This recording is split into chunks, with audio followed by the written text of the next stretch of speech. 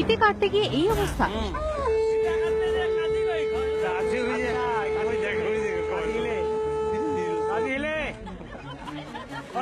বক্তৃতা দিতে গিয়েও জড়িয়ে গেল কথা। এই মেলা কমিটির যারা দায়িত্বে আছে আমাকে বলবে, যদি কোনো আপদ বিপদ হয় আমাকে সবসময়, আপনাদের আপদ বিপদে আমি সবসময় আমার আপনাদের পিছনে থাকবো। ইনি জলপাইগুড়ির রাজগঞ্জের তৃণমূল বিধায়ক। রবিবার রাতে নিজের বিধানসভা কেন্দ্রের অধীন মালিভিটা গ্রামে রাসমেলার উদ্বোধন করতে যান শাসক দলের এই জনপ্রতিনিধি। মেলার মাঠে হাজির হওয়া মাত্রই ফিতে কাটার জন্য উদ্বোধকের হাতে কাঁচি তুলে দেন উদ্যোক্তারা। কিন্তু ফিতে কাটতে গিয়ে বিধায়কের কি অবস্থা।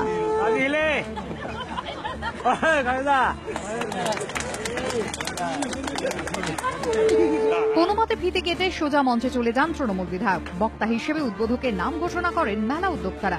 কিন্তু বিধায়ক কিভাবে বক্তৃতা দিলেন শুনুন। এই মেলাটার যারা প্রতিষ্ঠাতা সবাই স্বর্গে চলে গেছে।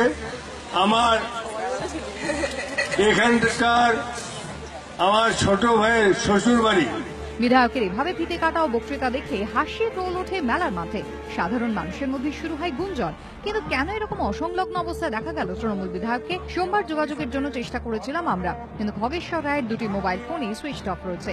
গোটা ঘটনা নিয়ে মুখে কুলু পেটেছে জেলা তৃণমূল নেতৃত্ব। রাজা চট্টোপাধ্যায়ের রিপোর্ট, এবিপি আনন্দ, জলপাইগুড়ি।